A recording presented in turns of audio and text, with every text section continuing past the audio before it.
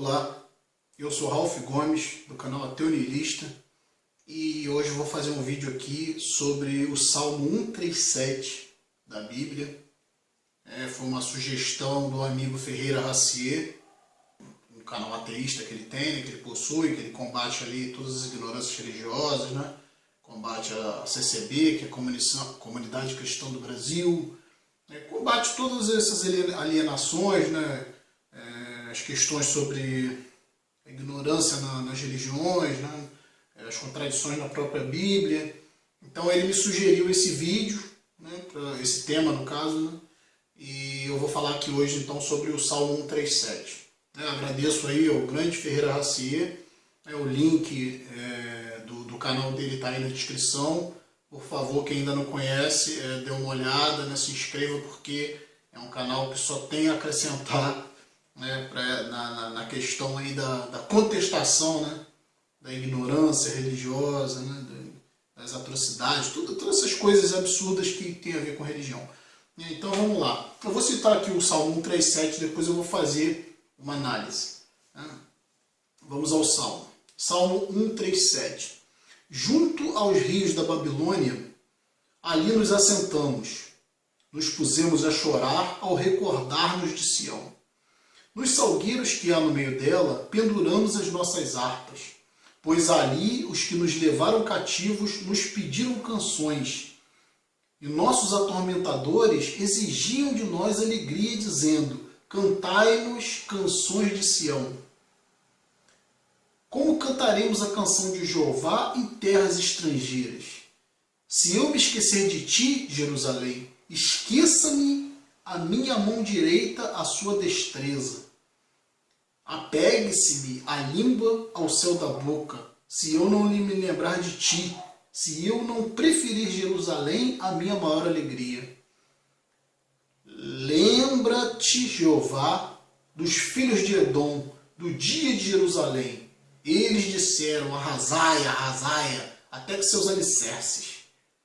Ó filho da Babilônia, que há de ser destruída, feliz aquele que te retribuir conforme nos fizeste a nós. Feliz será aquele que agarrar e esmagar os teus bebês contra as pedras. Então esse salmo, né, é um salmo que é bem conhecido, né, e ele fala aqui sobre, né, a invasão, né, de Jerusalém, né, a tomada de Jerusalém pelos babilônios, né, e por esse povo, né, o povo hebreu está cativo, né, os judeus estarem cativos na Babilônia, né, os seus algozes, né, os seus atormentadores, né, os seus conquistadores exigiam que eles cantassem as canções de Sião, ou seja, as canções de Jerusalém. Né? E eles, né, até alegam que eles dizem: como poderemos cantar essas canções em terras estrangeiras?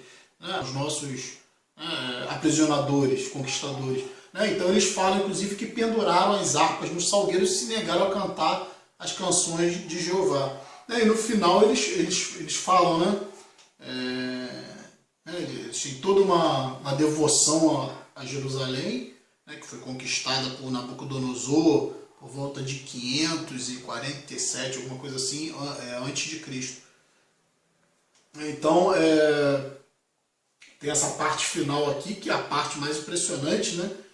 Que fala: lembra-te, Jeová, dos filhos de Edom, do dia de Jerusalém. Eles disseram: arrasai, arrasai, até os seus alicerces. Ó filha da Babilônia, que há de ser destruída, feliz será aquele que te retribuir conforme nos fizeste a nós.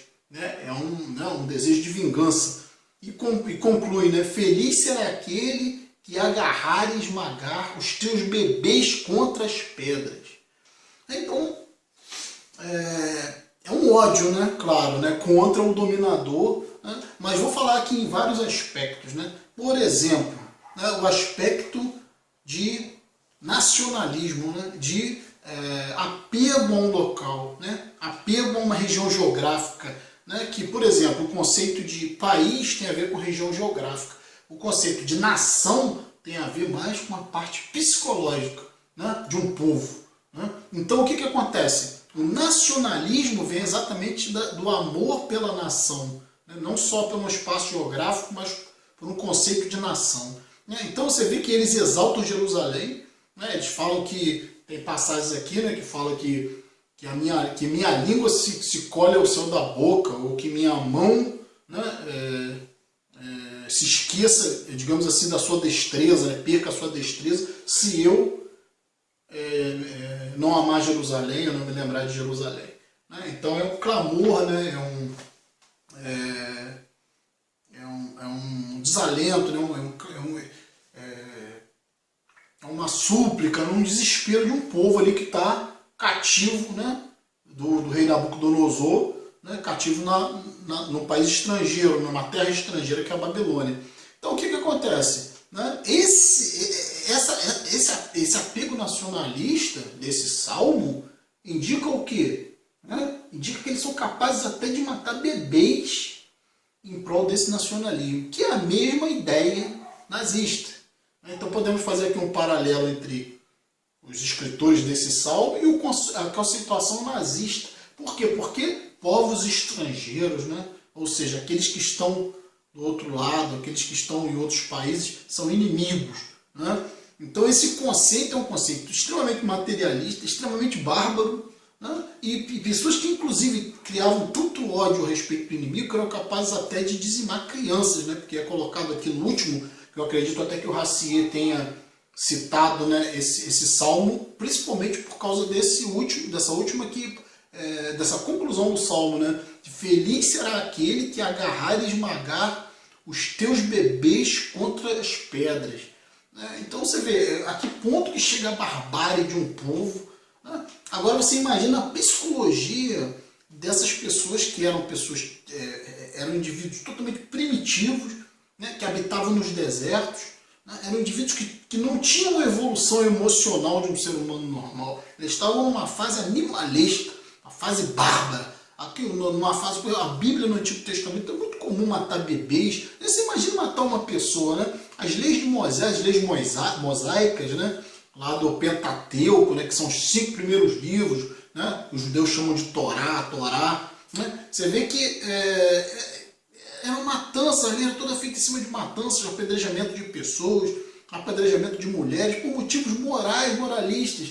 Não eram crimes, né, contra os direitos humanos. Não eram pessoas que cometiam crimes morais, né, adultério, né, era passível de morte, homossexualismo era passível de morte, né, alguém fazia uma oferenda lá diferente para Deus, era passível de morte, uma criança não ser circuncidada ou circuncisada era passível de morte. Imagina matar crianças. Então se para pensar a mentalidade desse povo, né, é a mesma mentalidade dos nazistas, né, de ideologia racista, de ideologia fascista, né, porque o que é o fascismo? É exatamente esse modelo totalitário, onde existe um líder poderoso, né, que não pode ser contestado, um patriarca. Esse patriarca ele é um modelo para o povo, né? Não existe liberdade, né? As leis são rígidas, né? E esse patriarca ele domina totalmente, né? É um estado totalitário, né? E tem conceituação racista, né?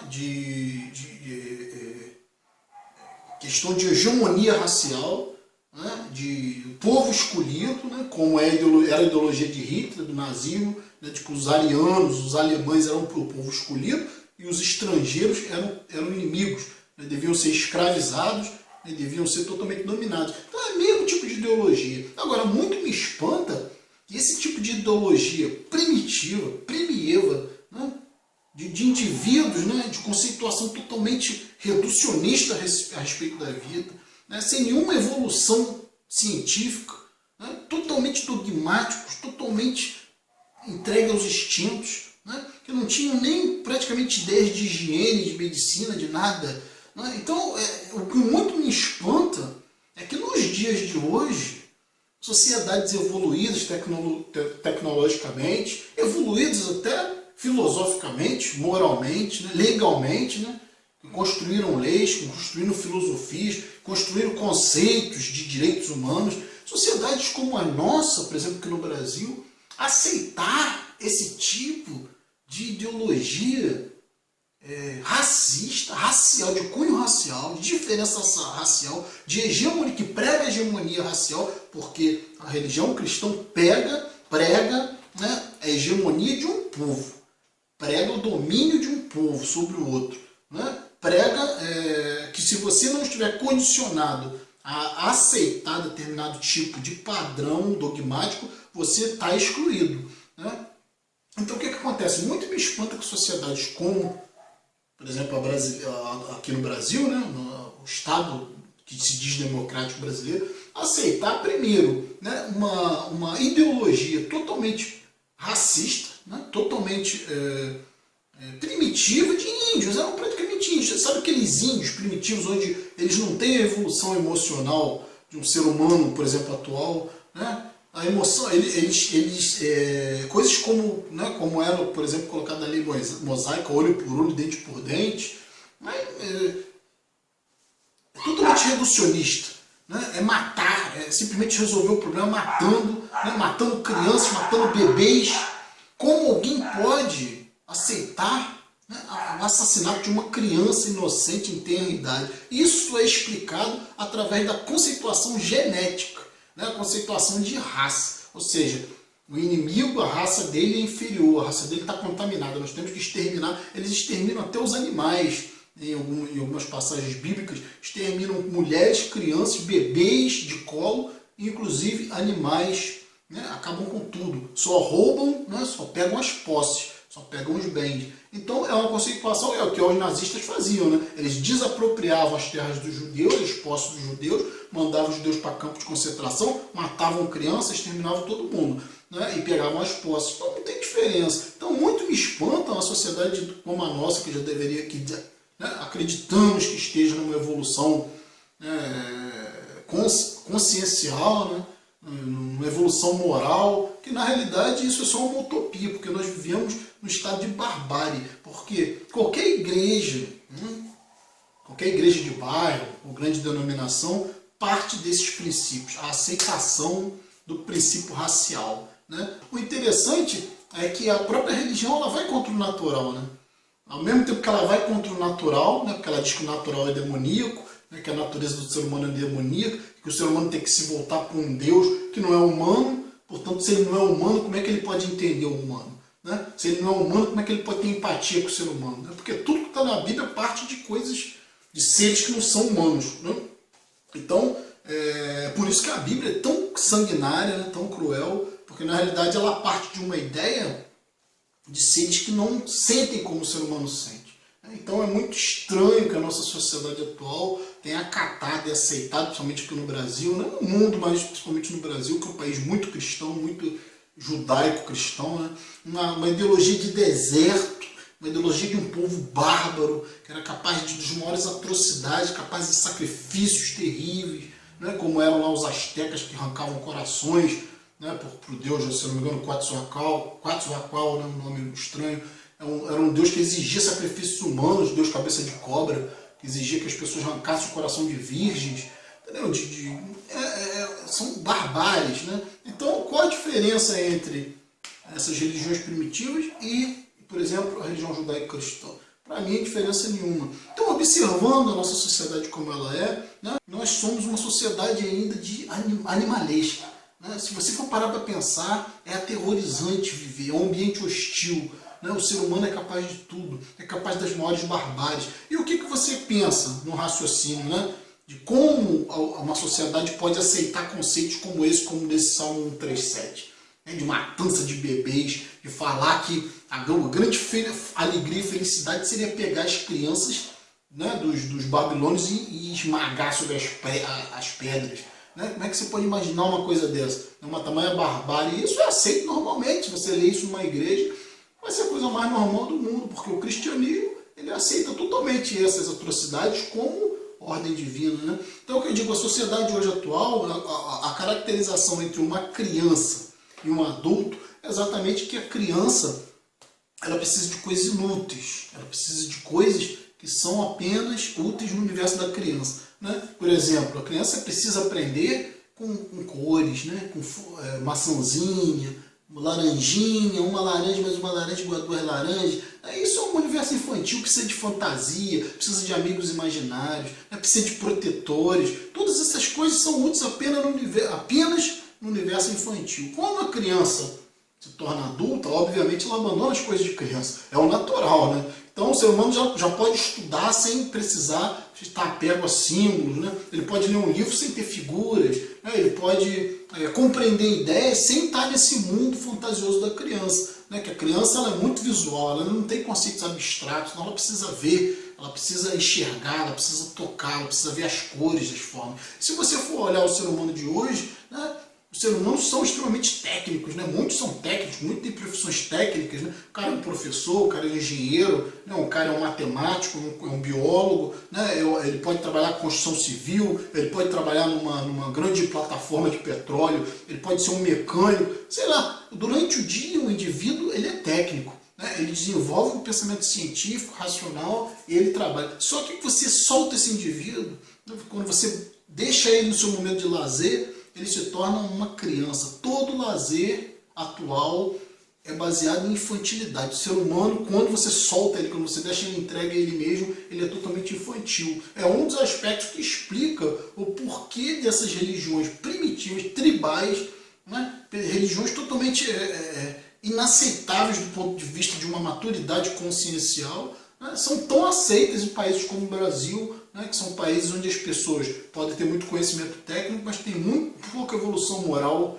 muito pouca capacidade de senso ético, né, então aceitam qualquer informação e tem apego por essas ideias infantis, né, porque matar bebês, né, exterminar pessoas, genocídio, racismo, todas essas conceituações, Estado nacionalista, né, nazifascismo, tudo isso são conceitos reducionistas de uma mentalidade atrasada, infantil, né? A própria idolatria, né? A um líder, isso é infantilidade, né? Qualquer um sabe disso, a figura do grande pai, né? Isso parte apenas de crianças, né? De mentes infantis. Nós vivemos hoje numa sociedade infantil. Você veja, por exemplo, as maiores diversões do ser humano, né? Futebol. O que é o futebol? Futebol é um contra o outro, né?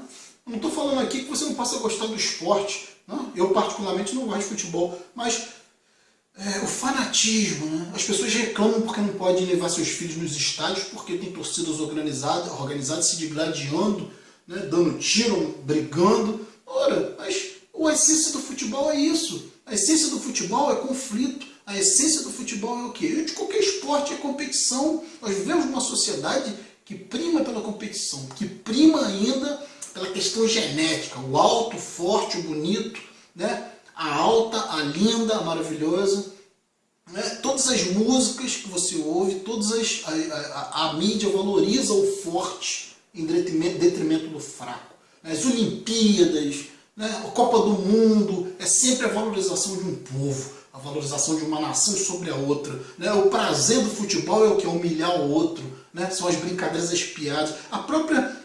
todos os MMA, como é que pode? Você tem canais de TV por assinatura onde é praticamente censura livre, o cara esmurrando o outro, arrancando sangue do outro, entendeu? Tem um lutador que a orelha dele é toda deformada, de tanta porrada, tanta pancada que ele levou, e isso é considerado um esporte, né? Tem os caras desses que dão palestras em escolas, né? Então nós vivemos uma sociedade infantil, né? Uma sociedade altamente destrutiva, autodestrutiva, né? Onde o símbolo é o quê? É um homem seminu, né? Pregado numa cruz, ensanguentado, torturado, com a barriga e o abdômen perfurado, né? Com as mãos pregadas, sangrando e com uma coroa de espinhos enterrada na carne, né? Na cabeça. Então essa simbologia é uma simbologia do sacrifício, né? Do sacrifício do humilde, do sacrifício do fraco, né? Então é uma sociedade que, obviamente, né, se você for parar para pensar, essas filosofias, ou essas religiões, esses dogmas primitivos, de sociedade primitiva, né, do deserto, bárbaros, povos bárbaros, né, de cultura totalmente tribal, reducionista, né, sob certo aspecto é explicável por que isso faz tanto sucesso aqui no Brasil, porque que isso pegou, né? porque se você for olhar, todos nós que eu digo sociedade brasileira, né, com a exceção de quem tem consciência, de quem tem uma maturidade, mas a grande maioria se diverte com os programas de televisão, onde a violência é simplesmente uma brincadeira, uma piada, programas como o do Datena, né, como o do Wagner Montes, né? Então, hoje em dia, a violência, né, virou uma palhaçada na televisão, porque as pessoas pedem isso, a sociedade pede isso, a sociedade infantiloide, ela gosta de barbárie, ela gosta de ver o circo pegar fogo, e essas religiões primitivas, com certeza, encontram aqui, né, um terreno fértil para se desenvolver, para se propagar, né, e para contaminar o pensamento que já é tão atrasado, né, e manter, né, esse sistema de coisas. Então, eu vou fechar por aqui, né, vou concluir agradecendo, né, no caso, o Ferreira Garcia por sugerir esse tema para mim, né, que foi muito interessante, né, e mais uma vez falar que quem quiser comentar aí, né, quem vai gostar do vídeo, por favor, que dê um like, né, e ative aí o sininho aí para poder receber as atualizações de vídeos, né, e muito obrigado a todos, pessoal que participa do canal, com seus comentários, né, e ao Ferreira Garcia, muito obrigado aí pelo tema, né, pela sugestão de tema. Então estamos juntos pela propagação do conhecimento.